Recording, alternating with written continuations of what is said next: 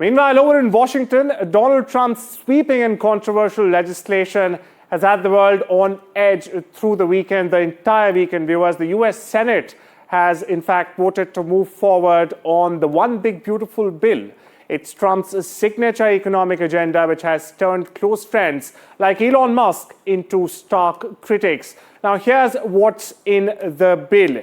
It's on your screens right now. It has $3.3 trillion in tax breaks. Now, this comes as a major relief for corporations and high-income earners across the United States. Higher funds for deportation. The second point on your screens right here. It's, of course, a boost to immigration enforcement like we have been seeing ever since the 20th of January when Donald Trump came into power in his second term, with increased federal spending as well.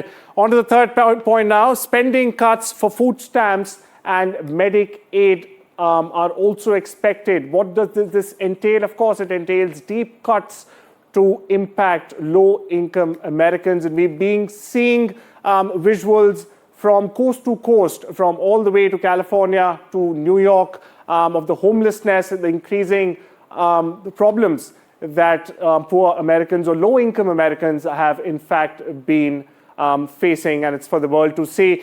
The next point, raise debt ceiling limit by $5 trillion. That's correct.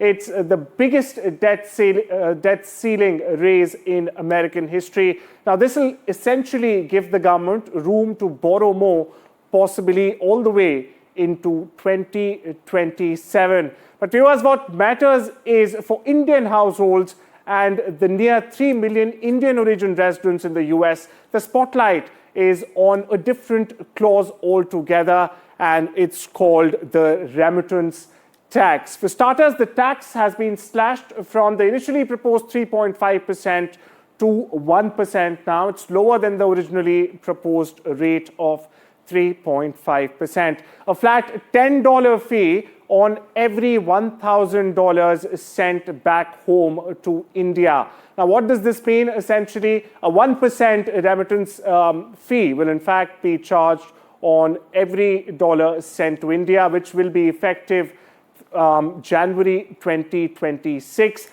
This applies to non-citizens only. Who does this include? Well, it includes H-1B visa holders, F-1 visa holders, and also green card visa holders. US banks and credit card transfers are exempt for now. There is no long-term ruling on this, but for now, US bank and credit transfers are in fact exempt of any remittance tax. Now, everyday remittance via official channels may also avoid tax. For perspective, viewers, India receives around $33 billion every year through remittance from the US, which accounts for 28% of all outward remittances to India.